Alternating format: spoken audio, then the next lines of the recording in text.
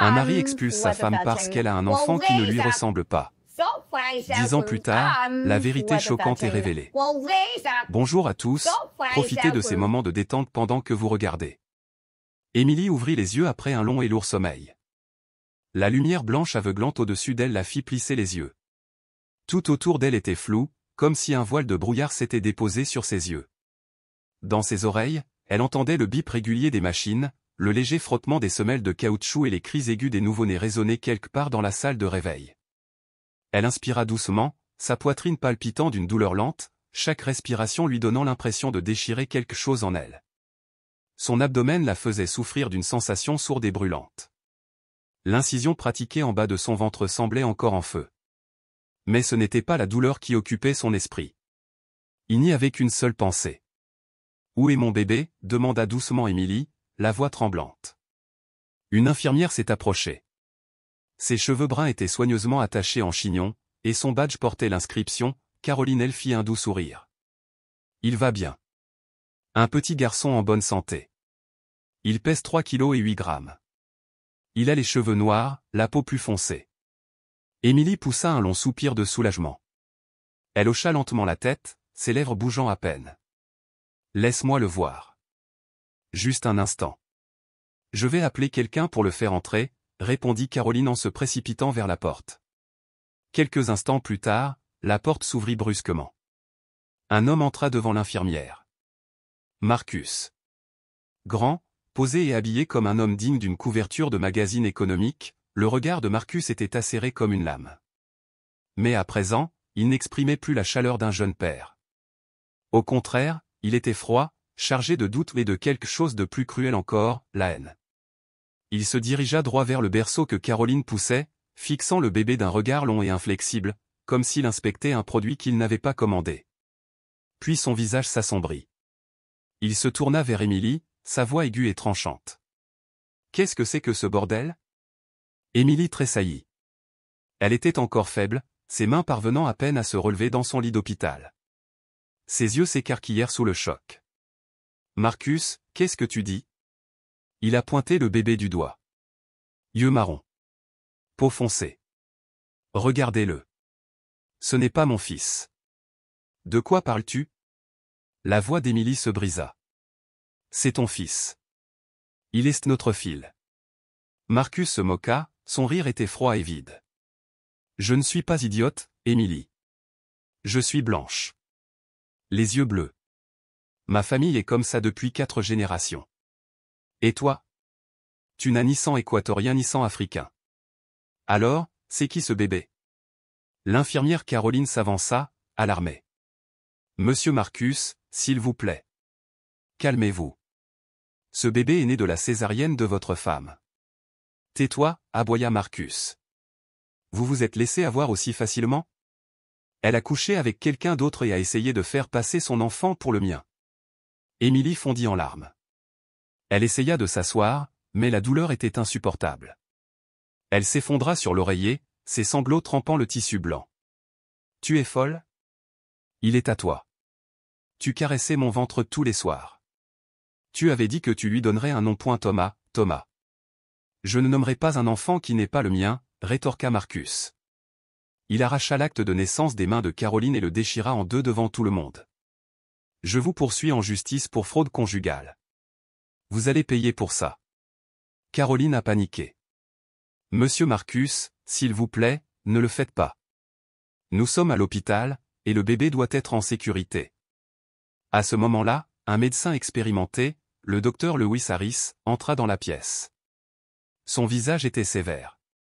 Nous ne vous permettrons pas de menacer notre patiente alors qu'elle se remet encore de son opération. Veuillez sortir. Marcus regarda autour de lui les visages stupéfaits du personnel hospitalier.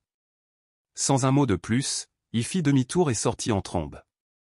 Il laissa Émilie étendue là, pâle, les traces de ses larmes séchant sur ses joues. Derrière lui, le cri du nouveau-né résonna dans la pièce, un cri que personne n'entendrait. Émilie a été transférée dans une chambre privée. Caroline changea son bandage en silence, essayant de ne pas montrer d'émotion, bien que ses yeux soient lourds de sympathie. « Je suis désolée, dit-elle doucement. Personne ne devrait avoir à subir ça. Je ne sais pas pourquoi Marcus a agi comme ça, balbutia Émilie, encore sous le choc. Je ne sais pas non plus, dit doucement Caroline, mais je te crois. Bébé Thomas est à toi. Et je crois qu'il est l'enfant de quelqu'un que tu aimes. Émilie tendit la main et prit celle de Caroline.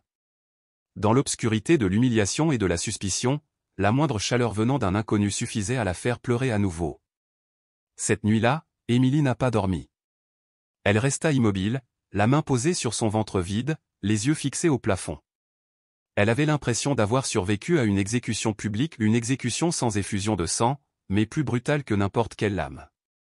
Le lendemain matin, Caroline entra dans la pièce avec une expression sombre. « Émilie, je dois te dire ceci. Marcus a contacté son avocat. L'hôpital a reçu l'ordre de ne pas te laisser ramener le bébé à la maison. » Quoi? Émilie n'en croyait pas ses oreilles. « Tu dois quitter l'hôpital aujourd'hui. Avec bébé Thomas. Personne ne vient te chercher? Ma mère habite à l'extérieur de la ville. Sa famille. Ils m'ont tous coupé les vivres.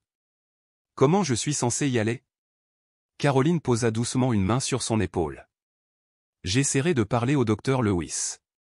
Cela vous fera peut-être gagner du temps, mais la décision finale ne nous appartient pas. » Émilie serrait la couverture, tremblante.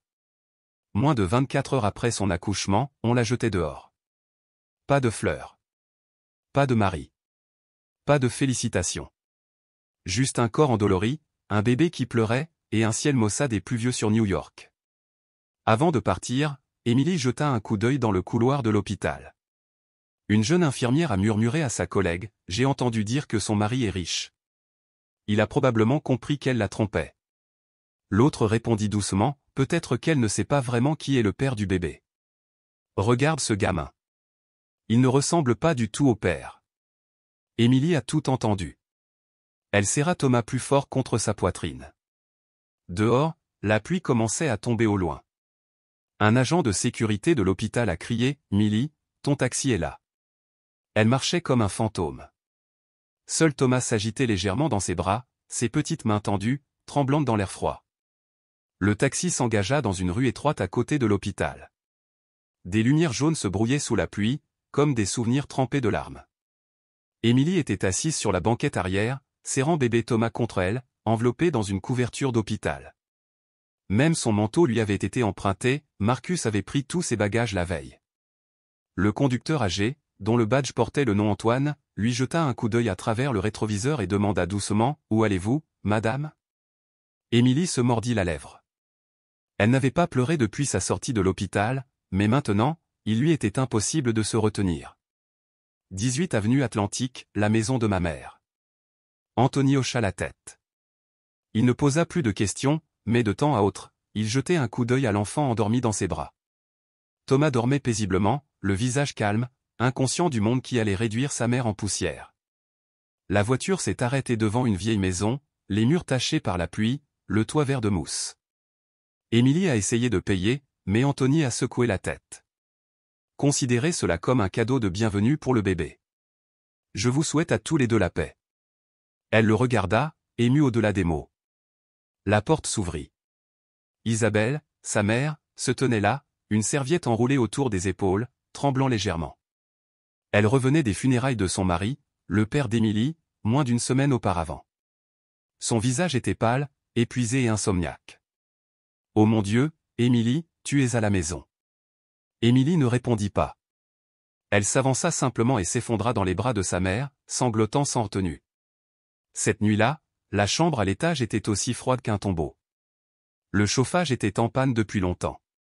Et Isabelle ne pouvait pas se permettre de le réparer. Émilie était assise sous les couvertures, allaitant Thomas. La douleur de l'incision était toujours vive et persistante, mais peu à peu, le lait commença à couler. La pièce se remplit d'une odeur de sang, de lait et d'humidité. Tandis qu'Émilie regardait son bébé tété, les larmes revinrent, silencieuses, incontrôlables. Isabelle entra, posant un verre d'eau chaude sur la vieille table en bois. « Pourquoi Marcus n'est-il pas venu avec toi ?» demanda-t-elle. Émilie resta silencieuse. « Vous vous êtes disputés tous les deux ?»« Maman, il m'a mise à la porte. Juste après la naissance. » Isabelle se figea. Après un long silence, elle ne put que murmurer « Mon Dieu !» Il a dit que Thomas n'était pas de lui. Juste parce qu'il avait la peau un peu plus foncée. Ce salaud, siffla Isabelle. Qu'est-ce qu'il connaît à la génétique? Personne ne veut faire de test ADN. Ils disent que c'est inutile, parce qu'ils ne croient pas que j'en vaille la peine. Isabelle s'assit. Son visage se crispa. Son cœur, déjà fragile, avait l'impression d'avoir reçu un nouveau coup de poignard. Tu restes ici. Cette maison est peut-être en ruine, et je suis peut-être vieux, mais personne n'a le droit de te mettre dehors. Émilie tenait la main de sa mère. Pour la première fois depuis des années, elle se sentait à nouveau enfant. 3 jours plus tard, une femme d'âge moyen nommée Lorraine Young, la cousine de Marcus, se présenta à la porte d'Isabelle. Elle portait un trench coat de créateur, le visage méticuleusement maquillé, le regard froid comme l'acier. Je suis ici pour récupérer quelques affaires qui lui restent. Il ne veut rien garder en lien avec Émilie. Isabelle serra plus fort la poignée. Sa voix était basse, fulminante entre ses dents serrées. Tu viens chez moi et tu parles comme ça? C'est irrespectueux. Lorraine haussa les épaules. Je ne fais que suivre les instructions. Notre famille ne veut rien savoir d'une femme trompeuse. Émilie entendit le vacarme et sortit, Thomas dans ses bras. Si vous êtes ici pour récupérer ces affaires, prenez-les. Mais n'insultez pas ma mère. Lorraine regarda Thomas et se moqua. Eh bien, regarde ça. Elle ose même exhiber le garçon. Il ne ressemble en rien à Marcus. Le visage d'Émilie s'empourpra de colère, mais elle ne dit rien. Elle serra simplement son enfant plus fort. La semaine suivante fut un enfer. Émilie a essayé d'appeler plusieurs centres de tests ADN pour s'enquérir de la possibilité d'établir une paternité. Mais le coût était trop élevé. Elle n'avait pas assez d'argent. Nous avons besoin du consentement du père pour une comparaison précise, a déclaré un employé du laboratoire par téléphone. Et si le père n'est pas d'accord? Je suis désolé. On ne peut pas forcer les choses. Les lois sur la protection de la vie privée l'interdisent. Émilie raccrocha, les mains tremblantes. Une autre porte lui claqua au nez. Chaque matin, elle allait au marché local acheter quelques pommes de terre et des légumes bon marché, préparant ainsi du porridge pour tenir toute la journée. Elle n'osait pas manger beaucoup. Il lui fallait garder du lait pour Thomas. Isabelle essayait d'aider, mais sa santé déclinait. Chaque toux donnait l'impression que son cœur allait s'arrêter. Je vais essayer d'accéder à la retraite de ton père. Ça pourrait t'aider pendant quelques mois, murmura Isabelle après un essoufflement. Non, maman. Tu as besoin de cet argent pour tes médicaments pour le cœur. Je trouverai quelque chose. Je ne peux pas continuer à vivre comme ça. Cette nuit-là, Émilie a marché près de 2 kilomètres jusqu'à un petit restaurant appelé Blanchisserie Sun, où elle travaillait pendant ses études. Le propriétaire, Monsieur Matthew Rogers, avait autrefois pris soin d'elle comme de sa fille. « Émilie ? C'est toi ?» demanda Matthew, surpris de la voir porter Thomas. « J'ai besoin d'un travail, oncle Matthew. Je peux faire la vaisselle, nettoyer les sols, tout. » Matthew soupira. Il regarda Thomas, puis Émilie. Son visage paraissait plus vieux que dans ses souvenirs. « Je n'ouvre plus que le soir. Je suis seul en cuisine. Si ça ne te dérange pas de faire des gardes de nuit, je peux le faire. J'ai juste besoin de quelques heures par nuit. Je m'occuperai de mon fils pendant la journée. » Matthew hocha la tête. « Essaie une semaine. Si ça marche, je te garde. » Chaque nuit, Émilie laissait donc Thomas dormir dans la petite pièce attenante à la cuisine du restaurant, en installant un babyphone à proximité. Elle lavait la vaisselle, lavait les sols et servait les clients ivres. Un soir, un homme ivre me taquina, « Tu es trop jolie pour faire des petits boulots. Ou alors tu préfères vivre la vraie vie ?» Émilie eut un demi-sourire. « J'aime gagner suffisamment pour nourrir mon enfant. » Une semaine plus tard, elle recevait son salaire, 42 $. Elle le dépensa entièrement en sirop contre la toux et en médicaments contre la fièvre pour Thomas, qui avait commencé à perdre du poids et à tousser la nuit. Une nuit, la fièvre de Thomas a atteint 38 degrés Celsius. Émilie a couru près de 4 kilomètres jusqu'à la clinique locale, le portant dans ses bras. Elle n'avait pas les moyens de prendre un taxi. Il pleuvait. La route était glissante. Elle a glissé une fois, manquant de tomber. Un bus s'est arrêté dans un crissement de pneus à quelques centimètres d'elle. Le chauffeur a crié « Vous êtes fou? Vous voulez mourir ?» Émilie ne dit rien. Elle baissa simplement la tête et continua de marcher. À la clinique, une jeune infirmière nommée Sophia la regardait avec suspicion. « Vous n'avez pas d'assurance maladie. » J'ai complètement perdu la boule. Mon mari a tout annulé après m'avoir mise à la porte. Sophia n'en demanda pas plus. Mais lorsqu'elle posa son stéthoscope sur la poitrine de Thomas, son expression changea. Les poumons du bébé montrent des signes de rhume. Il faut le surveiller de près. Gardez-le au chaud. Émilie hocha la tête, les larmes coulant silencieusement. Le lendemain matin, elle rentra chez elle, les jambes douloureuses et le dos douloureux. Des voisins se tenaient près du portail et chuchotaient. La revoilà, la maîtresse du riche. Maintenant, elle entraîne sa pauvre mère dans sa chute. Les mauvaises filles ont ce qu'elles méritent. Émilie ne dit rien. Elle passa devant eux comme s'ils étaient des statues sans visage. Une fois à l'intérieur, elle allongea Thomas et prit une grande inspiration. Les yeux du bébé brillaient encore. Ses lèvres s'étirèrent en un sourire endormi. Et Émilie fit un vœu. Même si elle devait ramper sur des charbons ardents, elle protégerait ce sourire jusqu'au bout. Elle plia la dernière serviette propre et la rangea dans le tiroir, les mains tremblantes de froid. Le chauffage était en panne depuis 2 semaines, et il n'y avait plus d'argent pour le charbon. Le vent nocturne new-yorkais s'infiltrait par toutes les fissures des murs, mais elle n'eut pas le temps de frissonner.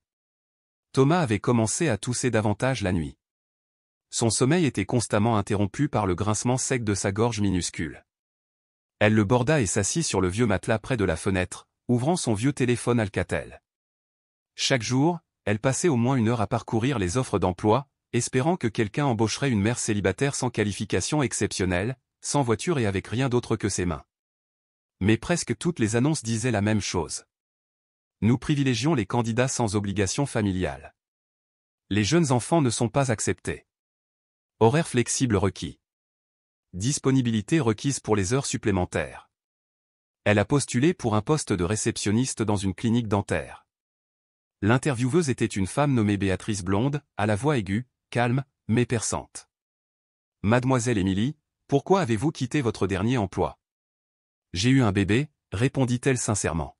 « Et qui s'occupe actuellement de l'enfant ? » ?»« Moi. »« Ou ma mère, quand elle sera assez forte. » Béatrice jeta un coup d'œil au CV, hocha la tête sans lever les yeux. « Nous avons besoin de quelqu'un capable de travailler tous les quarts. »« Je suis désolé. Je ne pense pas que ça fonctionnera. » Émilie sortit du bâtiment, le vent froid lui claquant le visage comme une punition. Elle s'effondra sur les marches et pleura, mais seulement quelques secondes. Puis elle essuya ses larmes et se releva. Il n'y avait pas de temps pour la faiblesse. Son travail au restaurant de Monsieur Mathieu était la seule chose qui la maintenait à flot. Le soir, quand la ville dormait, Émilie prenait son service, essuyait les tables, débarrassait les verres, faire la vaisselle, nettoyer les toilettes. Parfois, des clients ivres vomissaient partout sur le sol. Elle nettoyait sans se plaindre. Un jour, elle a glissé sur un carrelage graisseux et s'est cogné la hanche contre une chaise. La douleur lui a coupé le souffle, mais elle s'est relevée et a continué à travailler. Monsieur Mathieu a demandé « Ça va, mon petit ?» « Je vais bien. Juste un peu courbaturé. Fais-moi signe si tu as besoin d'une pause. Ne te force pas trop. » Elle sourit, non pas parce qu'elle était heureuse, mais parce que Monsieur Mathieu ne comprenait pas. Elle n'avait pas le choix. Pendant la journée, Émilie essayait de dormir 2 ou 3 heures pendant que Thomas faisait la sieste. Le reste du temps, elle s'occupait de lui, préparait du porridge, lavait ses couches à la main et faisait bouillir de l'eau pour le nettoyer. Souvent, elle ne buvait que de l'eau sucrée au lieu de manger. Son corps commença à protester. Ses yeux s'assombrirent. Ses jambes s'engourdirent souvent. Son esprit s'embruma. Un matin, alors qu'elle sortait les poubelles, elle s'est effondrée dans la cour. Isabelle, paniquée, sortit en courant et appela ses voisins à l'aide. Un voisin âgé. Madame Mélissa regarda Émilie, son regard était un mélange de pitié et de dédain. Travailler juste après un accouchement ? Quel genre de mère laisse sa fille souffrir ainsi ? Isabelle garda le silence, pleinement consciente que tout le monde blâmait Émilie pour leurs difficultés. Pourtant, elle aussi se sentait impuissante.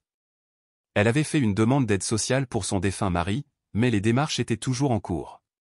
C'était une question d'attente, et à mesure que Thomas grandissait, sa santé devenait plus fragile. Il luttait fréquemment contre des fièvres nocturnes, peinait à respirer et son petit corps se recroquevillait de douleur à chaque toux.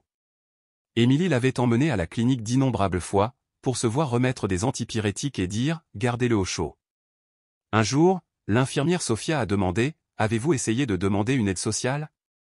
Émilie a répondu « oui, mais ils m'ont dit qu'il me fallait des documents légaux prouvant la perte de la garde ou la séparation d'avec le père. Je ne les ai pas. Donc, légalement, le père conserve ses droits parentaux. Légalement, oui. » Elle a continué point. Mais il est parti dès la naissance de Thomas. Sophia soupira. Elle était l'une des rares personnes à ne pas juger Émilie, mais même elle ne pouvait pas lui être d'une grande aide. Un soir, après avoir donné ses médicaments à Thomas, Émilie entendit frapper à la fenêtre. C'était Lewis, l'étudiant d'à accent grave côté, étudiant en ingénierie. Il lui tendait un sac en papier point. « Mademoiselle Émilie, ma mère m'a envoyé du pain et du lait. » Elle a dit, « c'est pour le bébé. » Émilie prit le sac, la gorge serrée point. « Merci. Vous et Madame Teresa. » Lewis se gratta la tête maladroitement point. « J'ai aussi inclus une écharpe en laine que j'ai tricotée. Le bébé doit avoir froid. » Émilie ouvrit le sac et vit une écharpe bleu pâle. Ses yeux la piquèrent lorsqu'elle la toucha délicatement point. « Tu as tricoté ça toi-même » Elle a demandé point. « Oui, ce n'est pas très joli, mais il fait chaud. » Émilie sourit pour la première fois depuis des jours point. « C'est magnifique. Thomas va adorer. » Mais tout le monde n'était pas tendre. Un soir, une femme d'âge moyen, le visage rouge d'alcool, jeta un coup d'œil à Émilie tandis qu'elle débarrassait les tables et se tourna vers son ami point. Enceinte et larguée. Alors maintenant, elle nettoie les tables. Certaines femmes devraient vraiment savoir où est leur place. Émilie, à seulement 2 tables de là, entendait chaque mot. Sa main serrait le chiffon jusqu'à ce que ses jointures blanchissent, mais elle ne disait rien. Elle continuait d'essuyer, trait par trait, tâche par tâche. Après cette nuit-là, Matthew l'a appelée dans la cuisine point. « Émilie, tu n'as pas à endurer ça. »« Je vais bien, mon oncle. » répondit-elle en essayant de paraître impassible point. « Je connais quelqu'un qui possède une laverie. Moins de clients, et c'est du travail de jour.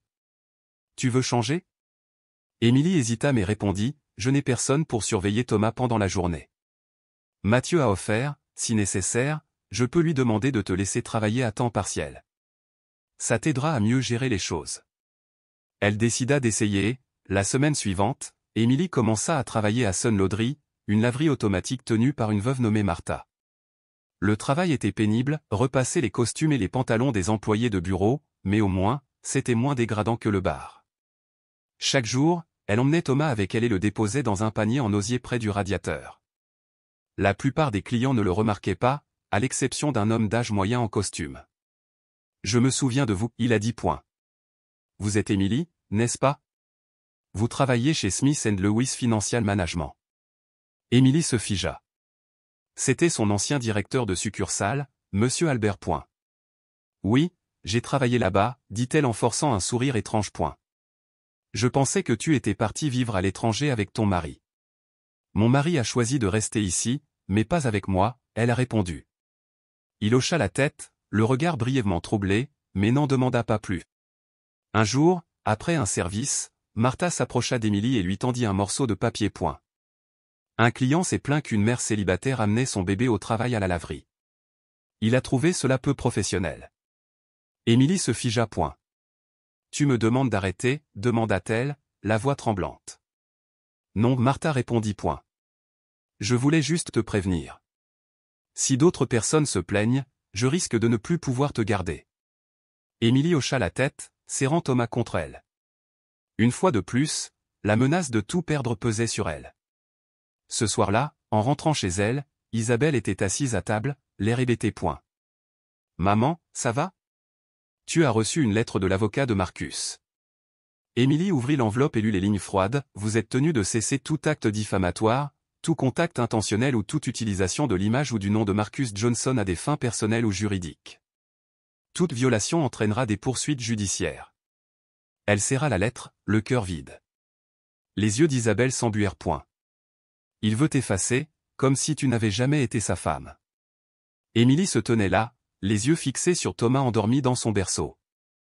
Le vent hurlait dehors, mais le froid dans sa poitrine était bien pire. Elle murmura, c'est bon. J'ai toujours mon fils. J'ai toujours ma mère. Ils peuvent effacer mon nom du papier, mais pas la vérité. 3 mois après la sortie d'Émilie de l'hôpital, Forbes publiait un numéro spécial. En couverture, Marcus Johnson portait un élégant costume noir, une coupe de champagne à la main, le regard glacial fixé sur l'objectif. Le titre doré disait « Marcus Johnson, l'homme nouveau, résilie après une tragédie conjugale ». Émilie a vu l'article en essuyant une table à la laverie Sun Laundry. Un client avait laissé le magazine sur une chaise. Elle l'a ramassé, scrutant chaque mot du regard. Après une crise personnelle causée par la trahison de sa femme et la grossesse d'un autre homme, Marcus a gardé son calme. Il est désormais fiancé à Lucy Smith, la fille du gouverneur de Californie. Une nouvelle vie. Un nouveau chapitre plein de promesses. Elle laissa échapper un rire léger, assez amer pour lui faire pleurer. Matthew le vit et lui prit délicatement le magazine des mains. Tu n'as pas besoin de lire ces conneries. Je voulais juste savoir comment ils ont réécrit l'histoire de ma vie. Émilie répondit. Le mariage de Marcus et Lucy eut lieu au château historique de Hearst, largement médiatisé. Des hélicoptères transportèrent les invités VIP et une piste de danse fut installée sur le toit. Le feu d'artifice dura 15 minutes. Lucy portait une robe de mariée en dentelle française, tenant le bras de Marcus comme des personnages de contes de fées. Sur les réseaux sociaux, tout le monde célébra la découverte du véritable amour par Marcus après une relation ratée. Personne ne demanda jamais à Émilie si cet échec était vraiment de sa faute. Le lendemain matin, Émilie a découvert que son compte Facebook, son adresse e-mail et son numéro de téléphone associé au nom de Johnson étaient tous bloqués. Tous les documents relatifs à son mariage étaient signalés comme faux ou portant atteinte à la vie privée. Même son compte bancaire, utilisé pour la pension alimentaire, était gelé. Elle a appelé la hotline. Je suis désolé, ce compte a été fermé par les représentants légaux de M. Marcus Johnson conformément à une décision de justice. Vous n'avez plus de droit de copropriété. Émilie a laissé tomber le téléphone. Cette nuit-là, dans leur chambre exiguë, elle alluma une petite bougie et regarda Thomas, profondément endormi. Elle murmura, « Vous n'avez pas besoin de le savoir maintenant, mais aujourd'hui, nous sommes officiellement sans le sou. » Elle a intenté une action civile demandant une révision des droits de partage des biens et une reconnaissance officielle de paternité. Dans sa requête, elle a soigneusement écrit, « Je n'ai pas commis d'adultère. J'ai accouché lors d'un mariage légal et je demande un test ADN officiel. » 3 semaines plus tard, une lettre du tribunal du comté de New York est arrivée. Le défendeur, Marcus Johnson, a soumis une documentation complète niant la paternité, faute de preuves suffisantes. La plainte est rejetée.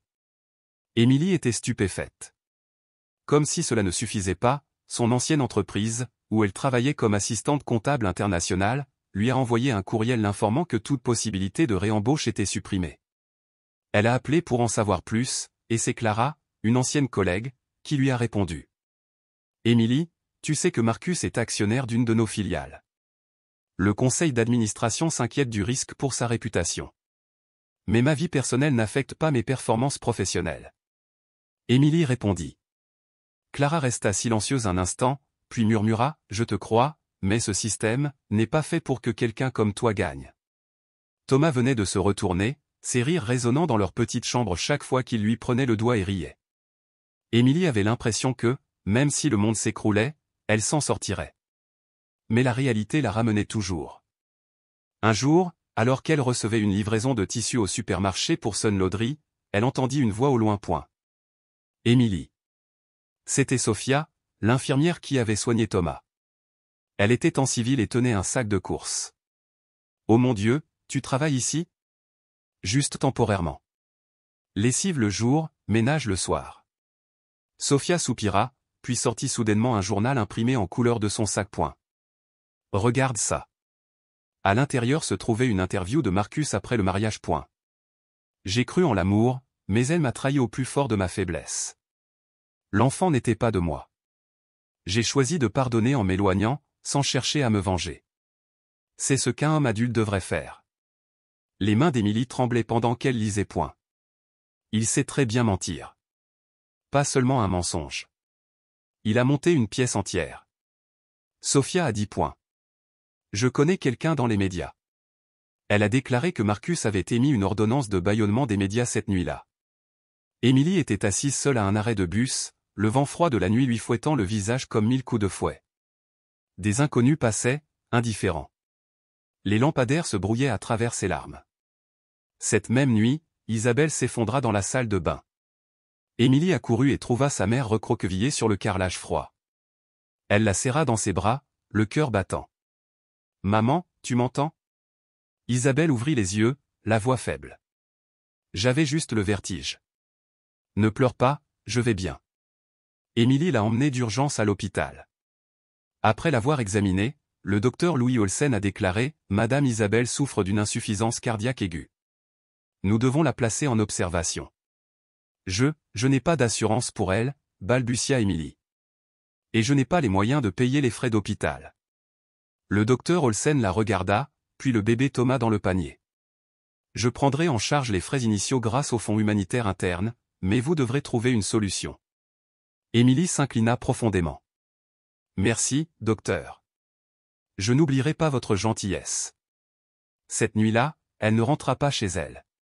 Elle dormit assise sur un banc d'hôpital, Thomas recroquevillé dans son manteau. La nuit était glaciale.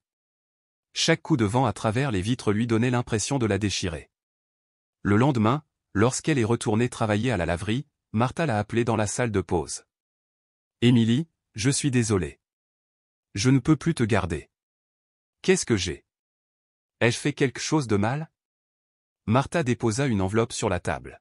« Nous avons reçu une plainte anonyme indiquant que votre présence et celle du bébé mettaient les clients mal à l'aise, nuisant à l'hygiène et à la réputation du magasin. » Elle hésita, puis ajouta, « La lettre venait du cabinet juridique de Marcus Johnson. » Émilie se figea.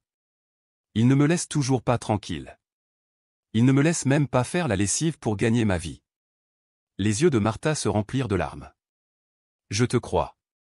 Mais je suis aussi une mère célibataire. Je ne peux pas risquer de perdre ce magasin. » Émilie sortit dans la rue. Le soleil de l'après-midi éclairait ses cheveux en bataille, ses vêtements tachés, ses bras tenant un Thomas essoufflé, malade de froid. La femme qui se tenait autrefois aux côtés de Marcus à son mariage était désormais effacée de la mémoire collective. Plus d'adieu. Plus aucune trace d'elle dans les pages de l'histoire. Une seule chose restait intacte, le regard de Thomas. Aucun reproche. Aucun doute. Que de l'amour inconditionnel. L'hiver où Thomas a eu 3 ans, New York a été frappé par une chute de neige inattendue qui a recouvert tout Brooklyn. Les enfants du quartier sont sortis en riant et en lançant des boules de neige. Thomas, petit dans son manteau bleu usé transmis par Madame Teresa à son petit-fils, se tenait devant le cadre de fenêtre en bois pourri, les paumes pressées contre la vitre, les yeux écarquillés d'émerveillement. « Maman, la neige est-elle vraiment si blanche ?» demanda-t-il. Émilie sourit et hocha la tête. « C'est vrai. Mais il fait un froid glacial. Il faudra que tu grandisses encore un peu avant que je te laisse jouer dedans. » Thomas hocha la tête avec obéissance, mais continua à regarder dehors, ses yeux pétillants de désir. C'était l'un des rares jours où la petite pièce ne ressemblait pas à un congélateur. Émilie avait réussi à emprunter 2 sacs de charbon à Matthew. En échange, elle devait nettoyer le débarras derrière le restaurant. Thomas grandissait plus lentement que les autres enfants, mais il était remarquablement intelligent. Il avait une mémoire incroyable. Après avoir lu l'alphabet une fois, il s'en souvenait parfaitement. À 4 ans, il savait déjà épeler son nom, Thomas. Émilie acceptait toujours tous les petits boulots qu'elle pouvait trouver, distribuer des prospectus pour les petits magasins, nettoyer les escaliers dans les immeubles délabrés, faire la vaisselle à la blanchisserie Sun Laundry. La nuit, Thomas l'accompagnait toujours. Il ne se plaignait jamais et ne demandait rien. Un après-midi, pendant que sa mère frottait les chiffons dans l'évier, Thomas se tenait sur une chaise derrière le comptoir, aidant Matthew à ramasser les verres sur les tables.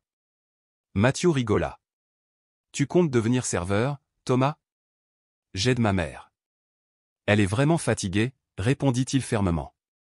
Émilie l'entendit. Son cœur se serra d'amour et de douleur. Elle s'approcha et lui ébouriffa les cheveux. « Il suffit de travailler dur, plus intelligemment que moi. Je m'occupe du reste. » À l'heure de l'école, Émilie a inscrit Thomas à l'école publique voisine, où les enfants issus de familles pauvres étaient regroupés dans une classe spéciale. Pas d'uniforme neuf. Pas de jeu complet de manuels scolaires. Pas de parents qui les déposent dans des voitures rutilantes. Le premier jour, l'enseignante, mademoiselle Isabelle Reed, lui a demandé « Où est ton père ?» Thomas regarda sa mère. Émilie lui serra doucement la main. « Je n'ai que ma mère, madame, dit-il. » Isabelle hocha la tête et ne posa plus de questions. Mais depuis ce jour, Thomas savait qu'il était différent. En CE1, Thomas rentra un jour à la maison avec une égratignure sur la joue. Émilie fut prise de panique. « Es-tu tombé ?» Thomas resta silencieux un instant, puis fondit en larmes. « Ils m'ont traité de salaud. Ils ont dit que j'étais une mauvaise personne. Je me suis énervé et j'ai frappé l'un d'eux, mais, je ne sais pas si j'avais raison ou tort. » Émilie le serra contre elle. Elle tremblait de colère, mais garda une voix calme. On n'a jamais tort de défendre sa dignité. Mais la violence n'est jamais la solution. Il faut être fort, avec son esprit, pas avec ses poings. Thomas essuya ses larmes et se tut. « Maman, qui est mon père ?» Émilie se figea. Son cœur se serra douloureusement. Après un long silence, elle s'assit et le regarda droit dans les yeux. « Ton père était quelqu'un que j'aimais autrefois, mais il n'a pas eu le courage de rester avec nous. » Thomas baissa les yeux. « Ne m'aimait-il pas ? Je ne sais pas. Mais je sais une chose, tu es né de l'amour. Et ça me suffit. » Thomas hocha doucement la tête. Il commença à consacrer la majeure partie de son temps libre à la lecture à la petite bibliothèque du quartier. Raymond, le vieux bibliothécaire aux cheveux blancs comme neige, adorait Thomas. « Tu lis si vite et tu poses tellement de questions. Ma mère dit que c'est en étudiant dur que l'on échappe à la pauvreté. » Raymond sourit gentiment. « Ta mère a raison. » Émilie venait le chercher après l'école et trouvait Thomas tenant un livre de mathématiques avancées. Elle riait. « Je ne comprends rien à ça. Tu es déjà plus intelligent que moi. Alors cela fait de toi la personne la plus courageuse que je connaisse. » Parfois, lors des réunions parents-professeurs, Émilie devait s'asseoir parmi des mères aux cheveux bouclés et aux parfums de luxe, conduites par leurs maris dans des voitures élégantes. Elle s'asseyait toujours au dernier rang, vêtue du même pull délavé qu'elle avait lavé trop souvent. Un jour, le directeur adjoint l'a invitée à une conversation privée. « Thomas est exceptionnel. Il est très bon en mathématiques et en langue. Avez-vous déjà envisagé de postuler pour une bourse privée ?» Émilie laissa échapper un rire triste. « J'y ai pensé maintes fois. Mais les pensées ne rendent pas les choses réelles. Les bourses nécessitent des recommandations, des documents, un justificatif de domicile mais nous n'avons rien de tout cela. » Lorsque Thomas avait 9 ans, lors d'une activité en classe, on a demandé aux élèves de dessiner leur famille. Il a dessiné une petite pièce, sa mère cousait une chemise et lui-même faisait ses devoirs à côté d'elle. Il n'y avait pas de père sur la photo. Un camarade de classe a demandé « Où est ton père ?» Thomas a répondu « Je n'en ai pas. » L'autre gamin ricana. « Alors t'es qu'un salaud, hein ?» Toute la classe a éclaté de rire. Thomas se leva, les yeux rouges. « Je ne suis pas un salaud. Ma mère m'a donné naissance de tout son cœur. Et toi ? Tu es sûr que ton père ne frappe pas ta mère ?» Personne n'a ri après ça. Quelques jours plus tard, Émilie reçut un appel de l'école. Dans le bureau de la maîtresse, Isabelle expliqua ce qui s'était passé. Thomas n'a pas déclenché de bagarre, mais ses propos ont choqué la classe. Il est plus mature que son âge. Il doit l'être, dit doucement Émilie, les yeux distants et tristes. Cet été-là, Raymond a organisé un petit concours d'écriture à la bibliothèque pour les enfants. Le sujet, mon héros. L'essai de Thomas faisait un peu plus d'une page, écrit à la main avec une écriture soignée. Mon héroïne est ma mère. Elle ne peut pas voler. Elle n'a ni voiture ni super pouvoir. Mais elle travaille même quand elle est fatiguée, sourit même quand elle est triste et me serre dans ses bras tous les soirs. Elle ne se bat pas contre quelqu'un et ne se venge pas, mais elle a déjà gagné, car elle ne m'a jamais abandonné. Raymond le lut et resta assis en silence un long moment. Puis, discrètement, il prit une photo de la page manuscrite et la publia en ligne avec la légende suivante. Si vous vous êtes déjà senti faible, lisez ceci. La publication s'est répandue dans la communauté. De nombreux commentaires ont été laissés, certains moqueurs, d'autres larmoyants. Une femme nommée Caroline Stevens a commenté « J'ai rencontré Emily à l'hôpital lorsqu'elle a donné naissance à Thomas. Je n'ai jamais oublié son regard ce jour-là. » Emily lut le commentaire et sentit son cœur s'adoucir. Elle se souvenait encore de Caroline, l'infirmière qui lui avait adressé le seul regard compatissant quand le monde entier s'était détourné. Un jour d'automne, alors que le vent hurlait à travers le toit délabré, Emily demanda à Thomas. « Es-tu toujours en colère contre ton père ?» Thomas réfléchit un instant. « Je ne sais même pas qui il est. Mais je ne suis pas fâché. Je n'ai juste pas besoin de lui. Si un jour tu le rencontrais, que ferais-tu » Thomas sourit. « Je lui dirais que je ne suis pas faible. Je suis plus fort qu'il ne l'aurait jamais imaginé. » Emily prit son fils dans ses bras. Son cœur fondit, mais ne se brisa pas. Thomas était la lumière de sa vie, une lumière née dans la boue mais jamais souillée par elle. Le jour où Emily a été embauchée comme comptable temporaire chez Nelson Fabric, une bruine froide est tombée sur New York. Mais dans son cœur, c'était le premier jour ensoleillé depuis des années. Tenant le contrat de 6 mois dans sa main, ses yeux se sont remplis de larmes. « Mademoiselle Emily, félicitations, » dit Monsieur Julian Nelson, le directeur de la société, en lui serrant la main. « J'ai examiné votre ancien CV. Vous étiez comptable international. Très impressionnant. J'ai juste besoin d'une chance, » répondit Emily, les yeux brillants d'espoir. « Alors, prends-le. Le service comptabilité manque de personnel. Si tu réussis, je rendrai le poste permanent. » Emily hocha la tête, agrippant la sangle de son sac comme si c'était sa bouée de sauvetage. Le premier jour, elle portait un chemisier blanc à col et un vieux pantalon, soigneusement repassé. Thomas lassa ses chaussures et la serra dans ses bras. « Maman, je resterai à la bibliothèque avec Monsieur Raymond jusqu'à ce que tu aies fini de travailler. Ne t'inquiète pas. Tu es vraiment mon petit bonhomme, » dit-elle en l'embrassant sur le front. Nelson Fabric était une petite entreprise, propre et accueillante. Sa collègue, Béatrice Moore, avait à peu près son âge. Elle avait les cheveux courts, était vive d'esprit et sûre d'elle. « Vous êtes arrivé juste à temps. Nous sommes submergés d'audits ce mois-ci. »« J'y suis habitué, » sourit Emily. « Avant, je m'occupais de 3 pays à la fois. »« Attends, quoi ? Tu es si doué que ça et tu fais de l'intérim ici ?» Emily marqua une pause. « J'ai été rayée du marché du travail. » Béatrice fronça les sourcils, mais ne chercha pas à savoir ce qu'elle voulait dire. Au bout de 2 semaines, Emily a réorganisé l'ensemble du système de facturation de l'année précédente et a découvert une série d'erreurs fiscales mineures, mais risquées, concernant les droits d'importation. Elle a compilé ses notes et soumis un rapport interne détaillé. Julian l'a appelé dans son bureau. « Vous venez d'épargner à mon entreprise une amende de $12 000. Personne d'autre n'aurait remarqué cette anomalie. » Emily sourit, incapable de cacher sa fierté. Pour la première fois depuis longtemps, elle se sentait utile. « Je faisais juste mon travail. » Béatrice l'invita à déjeuner dans une petite boulangerie près du bureau. Elles s'assirent toutes les deux près de la fenêtre, regardant la pluie tomber. « Tu as un enfant ?» demanda Béatrice. « Ouais. Un garçon. Thomas. Il a 9 ans. Est-ce que papa est toujours là ?» Emily secoua la tête d'une voix douce comme la brise. Il pensait que Thomas n'était pas de lui, et il y croyait si profondément qu'il n'a même pas eu besoin de faire un test ADN. Béatrice ne dit rien, mais son regard s'adoucit. Emily le savait, certaines personnes n'écoutent pas pour juger. Elles écoutent pour comprendre. Au cours de la 4e semaine, l'entreprise a participé à une conférence sur le secteur textile au Hilton Midtown. Julian a demandé à Emily de se joindre à l'équipe pour gérer les frais de comptabilité et assurer la liaison avec un groupe de visiteurs de Savannah. Emily ne possédait pas de tenue professionnelle appropriée. Béatrice lui a offert une robe bleu marine et une paire de talons.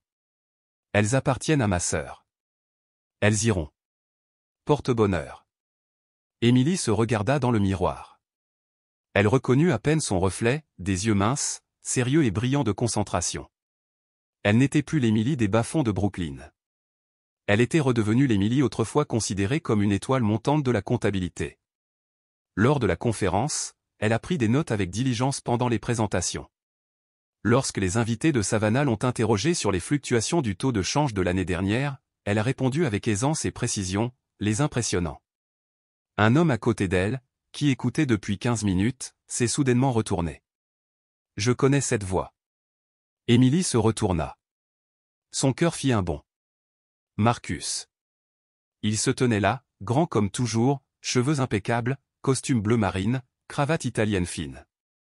Mais ces yeux-là ne lui étaient pas inconnus. Toujours les mêmes qu'il avait transpercés en plein cœur dans la salle d'accouchement. « Émilie » dit Marcus avec un léger sourire amer. « Que fais-tu ici » Julien s'est rapidement avancé pour la présenter. « Monsieur Marcus, voici notre nouvelle comptable. C'est elle qui a corrigé tout notre système comptable le mois dernier. » Marcus plissa les yeux.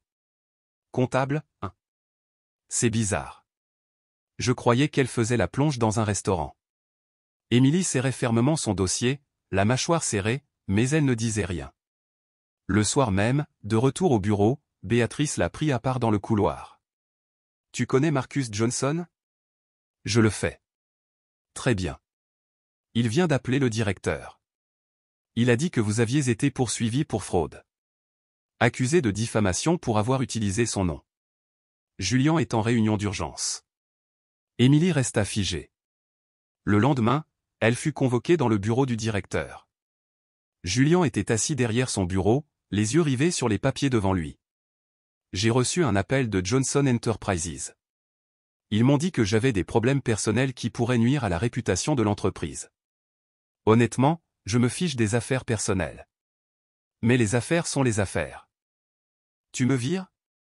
Je dois résilier le contrat plus tôt que prévu. Nous vous paierons les 4 semaines complètes. » Émilie se leva. Elle ne pleura pas.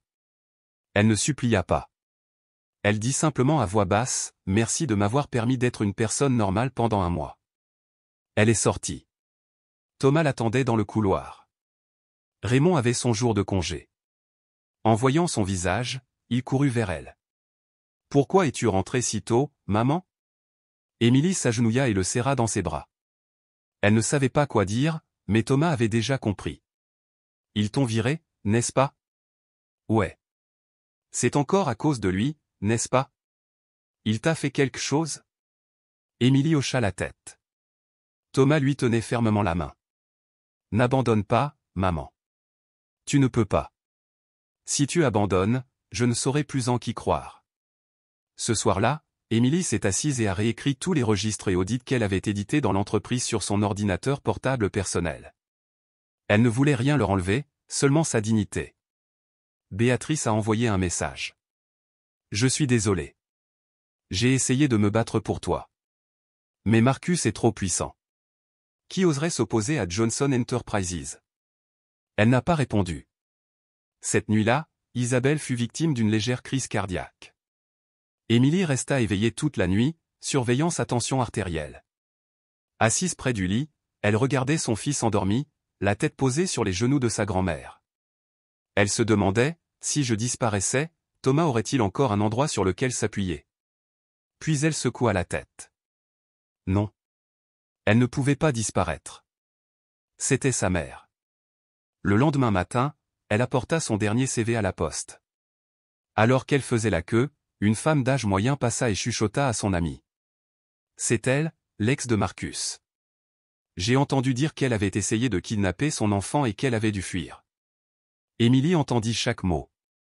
Mais elle ne se retourna pas, ne répondit pas. Elle serra simplement son CV et regarda droit devant elle. À la maison, elle avait accroché la robe bleu marine de Béatrice à un crochet. Elle ne l'avait pas lavée. Elle ne l'avait pas pliée. Elle la voulait là, preuve que, pendant quelques semaines, elle avait été respectée. Cette nuit-là, elle écrivit dans son carnet. 3 novembre. La lumière peut vaciller. Mais si une ombre est assez grande, elle peut être éteinte. Pourtant, je rallumerai la flamme, même jusqu'à mon dernier souffle. L'école publique 124 a organisé une collecte de sang pour tous les élèves de CM2. Thomas, alors âgé de 10 ans, s'y est rendu tôt le matin avec Émilie. Il portait une chemise d'uniforme bleu, les cheveux soigneusement peignés à l'eau, un sac à dos en bandoulière comme tous les autres garçons. Émilie était assise dans le coin parent, jetant un coup d'œil à l'horloge de temps en temps. Elle avait pris sa journée, même si Mathieu avait besoin d'aide au restaurant. Mais Thomas l'avait supplié. « Je veux que tu viennes, maman. C'est la première fois que je fais quelque chose d'adulte. Elle ne pouvait pas dire non à ce regard. La collecte de sang était bien organisée. L'infirmière en chef Melissa Lewis cochait les noms un par un. Quand ce fut le tour de Thomas, elle marqua une pause, observant le groupe sanguin temporaire sur la machine. « Ah, le groupe de Bombay, murmura-t-elle, les yeux écarquillés. « Quelque chose ne va pas, demanda Emily en s'avançant. « Êtes-vous la mère de l'enfant » ? « Oui. »« Son nom est Thomas Johnson, pardon, Thomas Wilson. » Melissa pinça les lèvres. « Quel est ton groupe sanguin » ? « Moi » ? « Oh. »« Eh bien, c'est étrange. Le groupe sanguin Bombay est extrêmement rare, seulement 0,00004% de la population mondiale.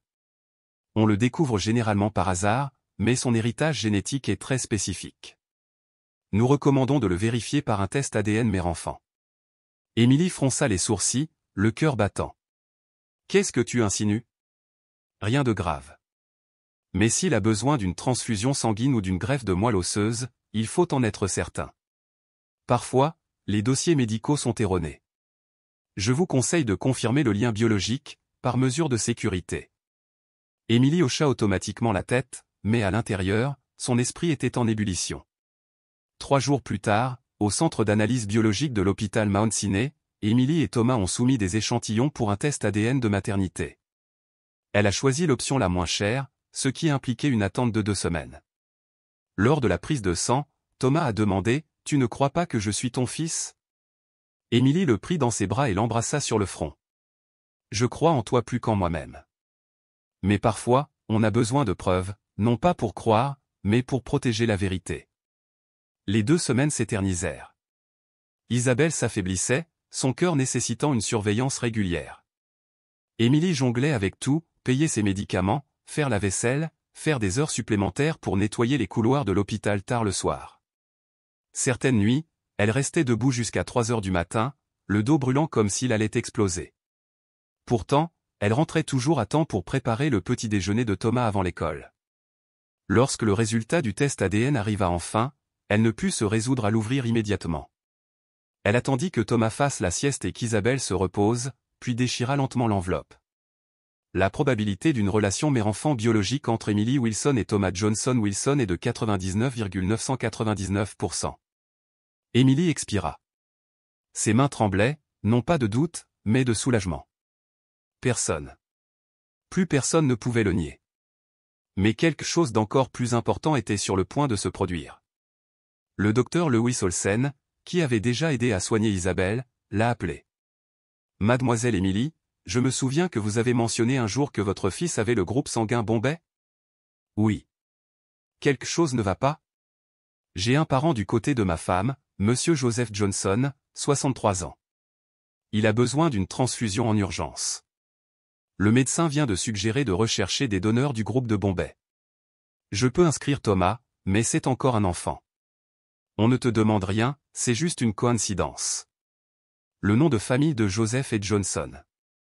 J'ai vérifié dans le système et j'ai remarqué que votre fils porte le même nom. Alors je me demande, pourrait-il y avoir un lien de parenté ? Emily resta silencieuse.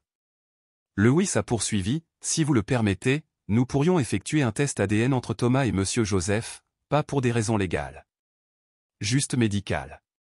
Emily regarda Thomas, qui lisait près de la fenêtre, la lumière du soleil scintillant sur ses cheveux doucement bouclés. Elle hocha la tête dans le téléphone. Fais-le. 7 jours plus tard, le docteur Lewis m'a rappelé. Sa voix tremblait. Mademoiselle Emily, je viens de consulter les résultats. Vous devriez vous asseoir. Je t'écoute. Thomas est le petit-fils biologique de Monsieur Joseph Johnson. Sa compatibilité génétique est optimale. Cela signifie que, le père biologique de Thomas est Marcus Johnson. Emily n'a rien dit. Lewis a continué, je suis désolé. Je sais.